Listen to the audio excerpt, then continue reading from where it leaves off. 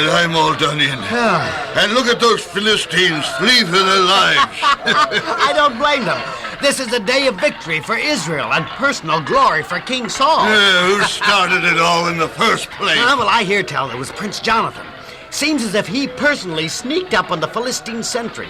They were so surprised they became confused and started fighting, not even stopping to notice who they were fighting. Mostly, it was their own men. That was when our own sentry noticed the confusion in the Philistine camp and reported it to the king. That's what I understand. And King Saul, he's no fool, you know. Instantly, he took advantage of the situation. Quickly, he had General Abner call us to arms and gave us a lecture on the situation. So, men of Israel, warriors of the Lord God of Israel, I charge you. Cursed be the man that eateth any food until evening and the battle is finished, that I may be avenged on mine enemies.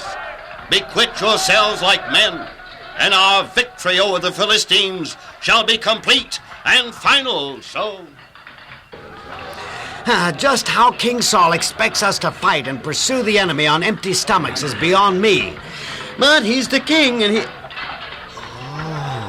Oh, do you see what I see? What? Where? That tree, oozing out of that hollow place. Honey, it makes me hungrier than ever. Hey, let's eat some of it. No one will see us. Oh, but the curse Saul placed upon any man who ate anything. No, thanks. I fear that curse. I'd rather go hungry until the day is over. Yes, I guess I would too, but tonight, after the battle, watch me eat. I think I'll eat an entire cow raw. Yeah, me too. We'd better get along. If we are found sitting here, we'd be considered deserters. Well, all right, let's go. If we have the strength. And Israel smote the Philistines that day from Michmash to Ajalon, even though they were faint from hunger. And in the evening, at the end of the time of curse, the people pounced upon the spoil, and took sheep and oxen and calves, and slew them on the ground, and they did eat them with the blood thereof.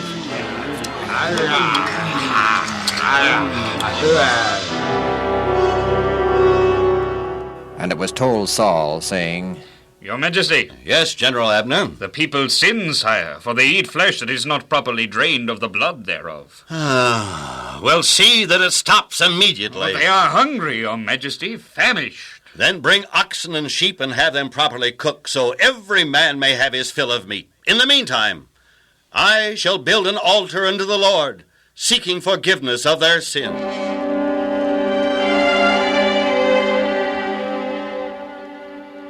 Ahiah, I've just finished building an altar unto God for the remission of the people's sin. Has God accepted the offering? He has, Your Majesty. As high priest, you will now seek counsel from God. Ask him, if I am to continue pursuing the Philistines until the morning light, determine if God will deliver them into my hand. Yes, Your Majesty. I am sorry to report, Your Majesty, that God did not answer my plea for guidance and information. God refused to answer you? He gave me no answer, sire. Well, ask him again and again until he does give you an answer. Yes, Your Majesty.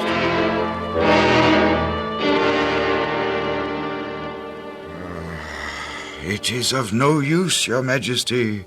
The Lord God of Israel does not answer. Oh, why? Why?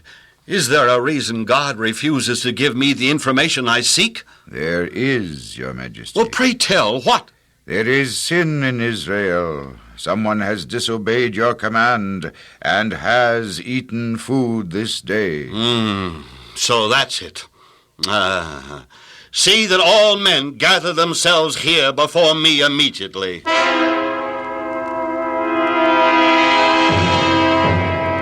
Men of Israel, soldiers of the Lord, you have fought well this day. You have bravely and courageously fought the enemy and vanquished them. Yet there is sin among you. My command to abstain from food during the day has been disobeyed. We shall determine who that man is, and he shall die the death of a traitor. Even though I am your king, I am subject to temptation and sin as well as any man. So is the crown prince, my son Jonathan. General Abner has prepared the drawing of lots to determine the guilty person. We shall start with the crown prince and myself as against the rest of you. All right, General, cast the lot and see if the guilty one is among the people or between Jonathan and myself. Yes, Your Majesty. Well, the result, General? Come, where lies the guilt? Well, between you and Jonathan, Your Majesty. Cast the lot and see whether it be me or Jonathan. Yes, Your Majesty. Abner, The lot falls upon Jonathan, Your Majesty. tell me, son, what sin have you done this day? Father, I was not present this morning when His Majesty gave the command that no man should eat anything until evening, and I did but taste a little honey with the end of a rod that was in mine hand. For this, I must die? I gave the command that whosoever disobey shall die a traitor. God do so and more also, for thou shalt surely die, Jonathan. Your Majesty, you can see for yourself what the people think about thy son Jonathan. He is a hero. I gave my word. Jonathan shall die. Shall Jonathan die, who has wrought this great salvation in Israel? God forbid. He shall die as befits a traitor to Israel. As the Lord liveth, Your Majesty, there shall not one hair of Jonathan's head fall to the ground, for he hath done God's will and saved Israel this day. If I were you, Your Majesty, I would not further incur the wrath and displeasure of the crowd. But I am king, and all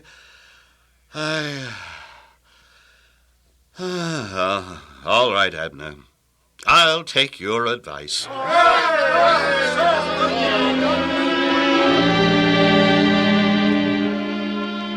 So the people rescued Jonathan, that he died not. Then Saul left off pursuing the Philistines and went home to the royal palace.